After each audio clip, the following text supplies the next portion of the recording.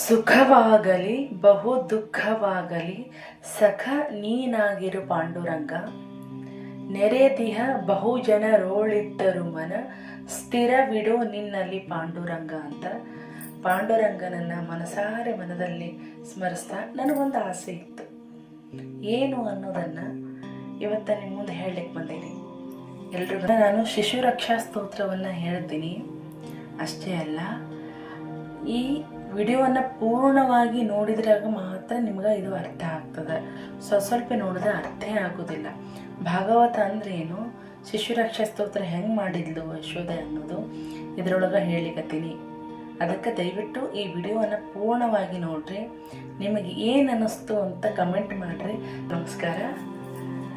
ಯಾರೆಲ್ಲ ನನ್ನ ಯೂಟ್ಯೂಬ್ ಚಾನಲನ್ನು ನೋಡ್ಲಿಕ್ಕತ್ತೀರಿ, ಅಲ್ಲಿರುವಂತಹ ಸಬ್ಸ್ಕ್ರೈಬ್ ಬಟನನ್ನು ಒತ್ತಿ ಸಬ್ಸ್ಕ್ರೈಬ್ ಮಾಡಿರಿ.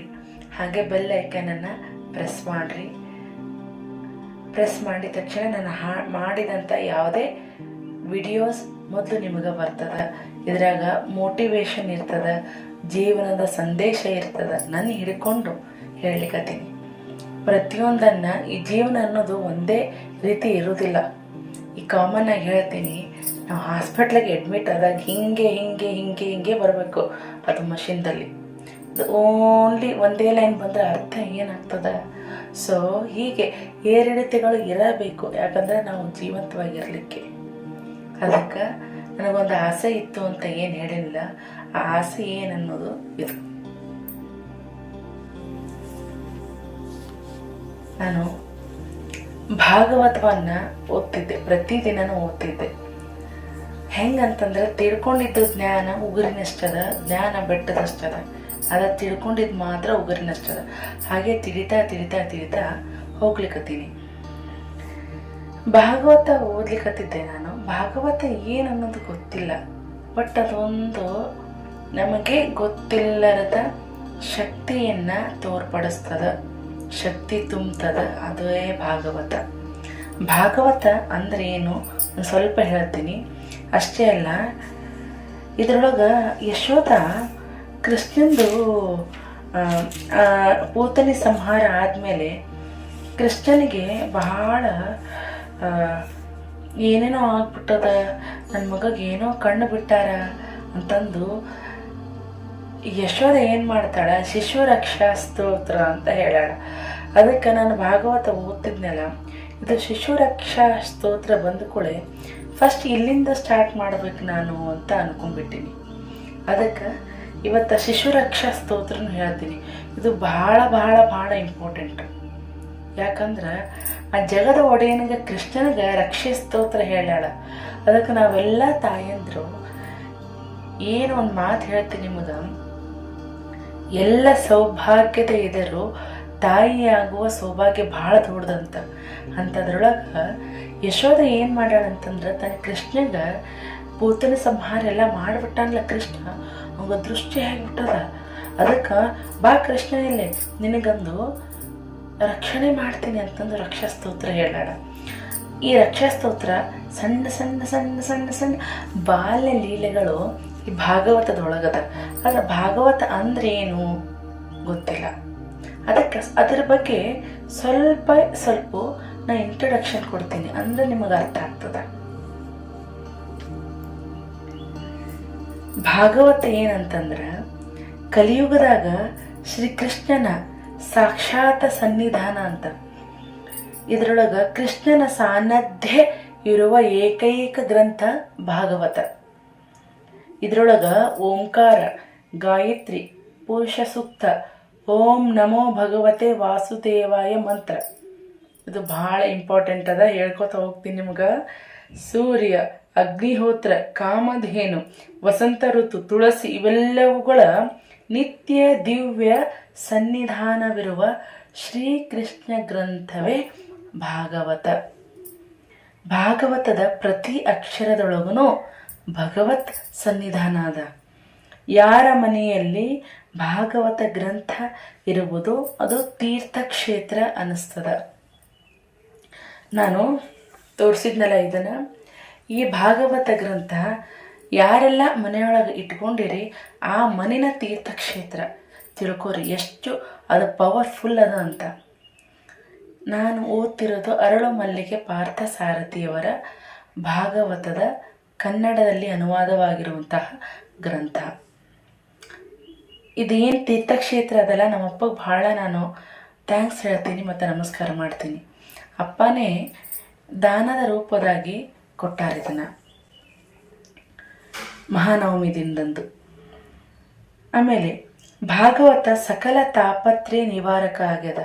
ಭಾಗವತ ಓದೋದ್ರಿಂದ ತಾಪತ್ರೆ ಎಲ್ಲ ಕಡಿಮೆ ಆಗ್ತದ. ಭಾಗವತ ಯಾರ ಮನೆಯಲ್ಲಿ ಇರ್ತದ ಆ ಮನೆಯದೊಳಗೆ ಯಾರು ಓದ್ತಾರ, ಶ್ರವಣ ಮಾಡ್ತಾರ, ಎರಡು ಪರಮ ಪಾವನ. ಮಂಗಳ ಆಗ್ತದ, ಪವಿತ್ರಕ್ಕೆ ಪವಿತ್ರ ಆಗ್ತದ, ಮಂಗಳಕ್ಕೆ ಮಂಗಳ ಆಗ್ತದ, ಪಾವನಕ್ಕೆ ಪಾವನ ಆಗ್ತದ. ಧನ್ವಂತರಿಯ ವಿಶೇಷವಾದಂತಹ ಸಾನ್ನಿಧ್ಯ ಭಾಗವತದೊಳಗದ. ಭಾಗವತ ಓದೋದ್ರಿಂದ ಧನ್ವಂತರಿಯ ಕೃಪೆ ಆಗ್ತದ. ರೋಗ ರುಜಿನಗಳು ಎಲ್ಲ ಹೋಗಿಬಿಡ್ತದ. ದಯವಿಟ್ಟು ಭಾಗವತ ಓದ್ರಿ, ಒಂದು ಲೈನ್ ಆದರೂ ಓದ್ರಿ. ನಮ್ಮಂತಹ ಸಾಮಾನ್ಯ ಅಲೌಕಿಕ ಆನಂದ ದೈವಿಕ ಸಂಭ್ರಮದ ಅನುಭವದ ಕೊಡುವ ಗ್ರಂಥವೇ ಭಾಗವತ ಆಗ್ಯದ. ಇದು ಏನು ಅಂದ್ರೆ ಅಲೌಕಿಕವಾದಂಥದ್ದು ಮತ್ತು ದೈವಿಕ ಏನದರ ಆನಂದದ ಪಕ್ಕ ಹೇಳ್ತೀನಿ, ಭಾಗವತ ಕೊಟ್ಟೆ ಕೊಡ್ತದ. ಇನ್ನೊಂದು, ಈ ಭಾಗವತ ಗ್ರಂಥ ಹಿಡಿದ್ರೆ ನಮ್ಮದು ಮನಃಶುದ್ಧಿ ಆಗ್ತಾ ಆಗ್ತಾ ಆಗ್ತಾ ಕೃಷ್ಣ ಸನ್ನಿಧಾನ ಮಾಡಿಸ್ತಾ ಓದಿಸಿಕೊಂಡು ಹೋಗ್ತದೆ. ಭಾರತೀಯ ಭಕ್ತಿ ಸಾಹಿತ್ಯ ಪರಂಪರೆಯಲ್ಲಿ ಅನರ್ಘ್ಯ ರತ್ನ ಆಗ್ಯದ ಈ ಭಾಗವತದ ಗ್ರಂಥ. ಭಾಗವತ ಎಷ್ಟು ಓದಿದ್ರೂ ಅದು ತೃಪ್ತಿ ಆಗ್ತಿಲ್ಲ. ನಾವು ಓದ್ತಾ ಹೋಗಿಲ್ಲ. ಈಗಂತೂ ಕೃಷ್ಣಂದು ಬಂದ್ಬಿಟ್ಟದ. ಏನು ಅಂತ ಹೇಳಿದರೆ, ಭಾಗವತ ನಾವು ದಾನ ಕೊಡಬೇಕು ಅಂತ ಅಪ್ಪ ಯಾಕೆ ದಾನ ಕೊಟ್ಟರು ಅನ್ಲಿಕ್ಕೆ ಹೇಳ್ತೀನಿ ಕೇಳ್ರಿ. 10 ಗೋವುಗಳ ದಾನ 1 ಗಾಡಿ ಅಥವಾ ಬಂಡಿ ದಾನಕ್ಕೆ ಸಮ.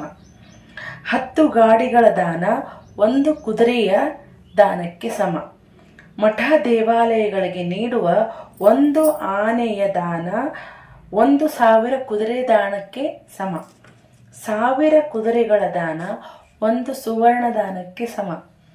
1000 ತೊಲ ಸುವರ್ಣ ದಾನಕ್ಕಿಂತ ಜ್ಞಾನದಾನವು ಮಹಾಶ್ರೇಷ್ಠ ದಾನ. ಆ ಜ್ಞಾನದಾನದಲ್ಲಿ ಆಧ್ಯಾತ್ಮ ಜ್ಞಾನದಾನ ಇನ್ನೂ ಶ್ರೇಷ್ಠ.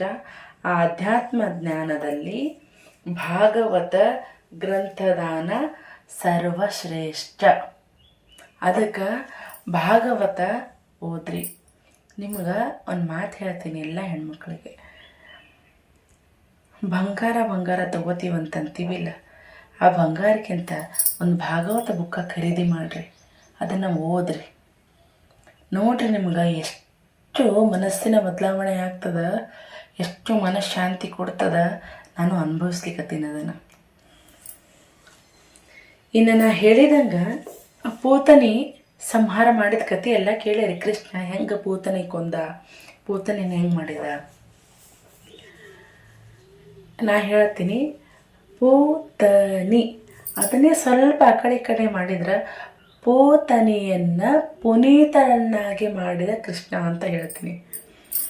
ಹಂಗೆ ಯಶೋಧನು ಏನು ಮಾಡ್ಯಾಳ, ಅದನ್ನೆಲ್ಲ ಮಾಡ್ಕೊಳ್ಳಿನ, ಏ ಕೃಷ್ಣ ಬಾ ಇಲ್ಲೇ, ನಿಂಗೆ ಶಿಶುರಕ್ಷಾ ಸ್ತೋತ್ರ ಹೇಳ್ತೀನಿ, ಹಂಗೆಲ್ಲ ಯಾರು ಕಂಡು ಬಿದ್ದದ ಏನ ನಿಂಗೆ ಅಂತಂದು ಜಗದೊಡಿ ಕೃಷ್ಣಗೆ ಏನು ಮಾಡ್ಯಾಳಕ್ಕಿ ರಕ್ಷಣಾ ಸ್ತೋತ್ರವನ್ನು ಹೇಳಾಳ.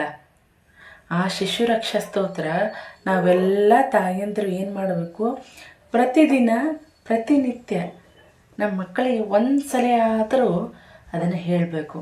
ಹೇಳೋಣ. ಹಂಗಾದ್ರೆ ನಾನು ಹೇಳ್ತೀನಿ ನೋಡ್ರಿ. ಫಸ್ಟ್ ಏನು ಮಾಡ್ಬೇಕು, ನಾವೆಲ್ಲರೂ ಕೈಕಾಲು ತೊಳ್ಕೊಂಡು ಶಿಶುರಕ್ಷಾ ಸ್ತೋತ್ರವನ್ನು ಹೇಳಬೇಕು. ಯಶೋಧ ಹೆಂಗೆ ಹೇಳ್ಯಾಳ ಕೇಳ್ಕೊತ ಹೋಗೋಣ ಬರ್ರಿ. ಅಂಗಾಲಿಗೆ ಅಜನ ರಕ್ಷೆ, ಮುಂಗಾಲಿಗೆ ಮುರಾರಿಯ ರಕ್ಷೆ, ಜಾನುಗಳಿಗೆ ಜನಾರ್ದನನ ರಕ್ಷೆ, ತೊಡೆಗಳಿಗೆ ಯಜ್ಞನ ರಕ್ಷೆ, ಹೊಟ್ಟೆಗೆ ಹಯವದನನ ರಕ್ಷೆ, ಹೃದಯಕ್ಕೆ ಕೇಶವನ ರಕ್ಷೆ, ಭುಜಕ್ಕೆ ವಿಷ್ಣುವಿನ ರಕ್ಷೆ, ಮುಖಕ್ಕೆ ಉರುಕ್ರಮನ ರಕ್ಷೆ, ತಲೆಯಲ್ಲಿ ಈಶ್ವರನ ರಕ್ಷೆ, ಮುಂದೆ ಚಕ್ರಪಾಣಿ, ಹಿಂದೆ ಗಂಗಾಧರ, ಪಕ್ಕದಲ್ಲಿ ಮಧುಸೂದನ, ಮೇಲೆ ಉಪೇಂದ್ರ, ಗರುಡ ಕೆಳಗೆ ಪುರುಷೋತ್ತಮ ರಕ್ಷಿಸಲಿ. ಇಂದ್ರಿಯಗಳನ್ನು ವೃಷಿಕೇಶ ರಕ್ಷಿಸಲಿ, ಪ್ರಾಣಗಳನ್ನು ನಾರಾಯಣ ರಕ್ಷಿಸಲಿ, ಚಿತ್ತವನ್ನು ಶ್ವೇತ ದ್ವೀಪಾದಿಗಳು ರಕ್ಷಿಸಲಿ, ಮನಸ್ಸನ್ನು ಯೋಗೇಶ, ಬುದ್ಧಿಯನ್ನು ಪೃಷ್ಣಿಗರ್ಭನು, ಮಧ್ಯ ದೇಹವನ್ನು ಭಗವಂತ ರಕ್ಷಿಸಲಿ. ಆಡುವಾಗ ಗೋವಿಂದ ಪೊರೆಯಲಿ, ಮಲಗಿದಾಗ ಮಾಧವ ಸಲಹಲಿ, ನಡೆಯುವಾಗ ವೈಕುಂಠಪತಿ, ಕೂತಾಗ ಶ್ರೀಪತಿ, ಊಟ ಮಾಡುವಾಗ ಯಜ್ಞಪತಿಯರು ಕಾಪಾಡಬೇಕು. ಈ ಮಗುವಿಗೆ ನಮಗ ಸರ್ವಗ್ರಹ ಪೀಡೆಗಳು ತೊಲಗಲಿ ಕೃಷ್ಣನ ಮೇಲೆ ಅಂತ ಬೇಡ್ಕೊಂಡಾಳ. ಅಷ್ಟ ಅಲ್ಲ, ಶಾಕಿನಿ ಡಾಕಿನಿ ಕುಷ್ಮಾಂಡ ಬಾಲಗ್ರಹಗಳು, ಭೂತ ಪ್ರೇತ ಪಿಶಾಚ ಯಕ್ಷ ಎಲ್ಲ ಪೀಡಕರು ಶ್ರೀ ಹರಿದಯದಿಂದ ತೊಲಗಲಿ. ದೇಹ ಪ್ರಾಣ ಇಂದ್ರಿಯಗಳನ್ನು ಕೆಡಿಸುವ ಉನ್ಮಾದ, ಅಪಸ್ಮಾರಾದಿ ಬಾಧೆಗಳು, ಸ್ವಪ್ನ ದುಷ್ಟ ಫಲಗಳು ಎಲ್ಲವೂ ಶ್ರೀ ಹರಿಯ ನಾಮ ಸ್ಮರಣೆಯಿಂದ ಹೊರಟು ಹೋಗಲಿ ಅಂತಂದು ಭಾಳ ಪ್ರೇಮದಿಂದ ಭಾಳ ಚಂದ ಶ್ರೀಕೃಷ್ಣಗ ಯಾರೂ ಯಶೋದೆ ರಕ್ಷೆಯನ್ನು ಕೊಡ್ಲಿಕ್ಕತ್ತಾಳ. ಅಂಥ ರಕ್ಷೆಯನ್ನು ನಾವು ನಮ್ಮ ಮಕ್ಕಳಿಗೆ ಒಂದಿನ ಆದರೂ ಕೊಡೋಣ. ಅಷ್ಟೇ ಅಲ್ಲ, ಪಾಪ ಎಂದು ಪ್ರೇಮದಿಂದ ಯಶೋದೆ ಮಗುವಿಗೆ ರಕ್ಷಣೆ ಮಾಡಿ ಮಲಗಿಸ್ಲಿಕ್ಕತ್ಲಂತ. ಮುದ್ದು ಮಗು ಶ್ರೀಕೃಷ್ಣ ಪೂತನಾವಧೆ ಮಾಡಿದ ನಂತರ ಸುದ್ದಿ ಕೇಳಿ ಎಲ್ಲರೂ ಆಶ್ಚರ್ಯರಾಗ್ತಾರಿಲ್ಲ. ಆ ಘೋರ ಆಕೃತಿ ಅವಳ ಶರೀರವನ್ನು ಹೆಂಗೆ ಕೃಷ್ಣ ಕೊಂದ? ಅದು ಶರೀರ ಹೆಂಗಿತ್ತಂತಂದ್ರೆ ಕೊಡಲಿಗಳಿಂದ ಕಡಿದು ತುಂಡು ತುಂಡು ರಾಶಿ ಇಟ್ಟು ಸುಟ್ರಂತ ಹಂಗಿತ್ತಂತಕ್ಕಿಂದು. ಆಮೇಲೆ ಸುಡುವ ಆ ದೇಹದಿಂದ ಚಂದನದ ಪರಿಮಳ ಹೊಗೆ ಬಂತಂತ, ಸುವಾಸನೆ ಹೊರ ಹೊಮ್ತಂತ. ಮಧ್ವಾಚಾರ್ಯರು ಇದ್ರ ಬಗ್ಗೆ ಹೇಳ್ತಾರಂತ, ಅಪ್ಸರೆಯಾದ ಊರ್ವಶಿ ಹಾಗೂ ರಾಕ್ಷಸಿಯಾದ ತಾಟಕಿ ಈ ಪೂತನೆಯೊಳಗ ಜೀವದ್ವಯರಾಗಿದ್ರಂತ. ಅದಕ್ಕೆ ಲೋಕವಂದಿತ ಪಾದಾರವಂದಿತ ಸ್ಪರ್ಶದಿಂದ ಪುನೀತಳಾದ್ಲಂತ ಪೂತನಿ.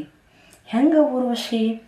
ಹಾಲು ಕುಡಿಸಿ ಊರ್ವಶಿ ಸ್ವರ್ಗ ಸೇರಿದ್ಲಂತ.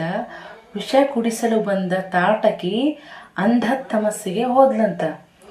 ಹಾಲು ಕುಡಿಸಿದ ಊರ್ವಶಿ ಏನು ಮಾಡಿದ್ದು? ಸ್ವರ್ಗಕ್ಕೆ ಹೋದ್ಲಂತ. ವಿಷ ಕುಡಿಸಲು ಬಂದ ತಾಟಕಿ ಅಂಧತಮಸ್ಸಿಗೆ ಅಂದ್ರೆ ಕತ್ತಲೆಯ ನರಕಕ್ಕೆ ಹೋದ್ಲಂತ. ಪೂತನಿಯ ಒಂದು ಕಡೆ ಕ್ರೌರ್ಯ ತೋರಿದ್ರ ಮತ್ತೊಂದು ಕಡೆ ಶ್ರೀಕೃಷ್ಣಗ ಹಾಲು ಕುಡಿಸಿದ್ಲಲ್ಲ, ಸ್ತನಪಾನ ಮಾಡಿದ್ಲಲ್ಲ, ನಾನೇ ಧನ್ಯ ಆದೆ ಅಂತಂದು ವಾತ್ಸಲ್ಯದಿಂದ ಮಾತ್ರ ವಾತ್ಸಲ್ಯ ಧಾರೆ ಏರಿದ ಊರ್ವಶಿ ಸ್ವರ್ಗಕ್ಕೆ ಹೋದ್ಲಂತ. ಸ್ವಲ್ಪ ಕಾಲ ಭಗವಂತನಿಗೆ ಹಾಲು ಕುಡಿಸಿದ್ದಕ್ಕೆ ಸ್ವರ್ಗಕ್ಕೆ ಹೋದ್ಲು. ಇವಳು ಪೂತನೆ ಏನು ಮಾಡಿದ್ಲು? ನರಕಕ್ಕೆ ಹೋದ್ಲು. ಇನ್ನು ನಿರಂತರ ಪಯೋಧಾರೆಯನ್ನು ಪ್ರೇಮದಿಂದ ಸುರಿಸಿದ ಯಶೋಧ ನಂದ ಗೋಕುಲದ ಹಸುಗಳು ಗೋಪಿಕಾ ಸ್ತ್ರೀಯರುಗಳನ್ನೆಲ್ಲ ಮೋಕ್ಷವನ್ನು ಕೊಟ್ಟನೆಂದು ಬೇರೆ ಹೇಳಬೇಕಾಗಿಲ್ಲ.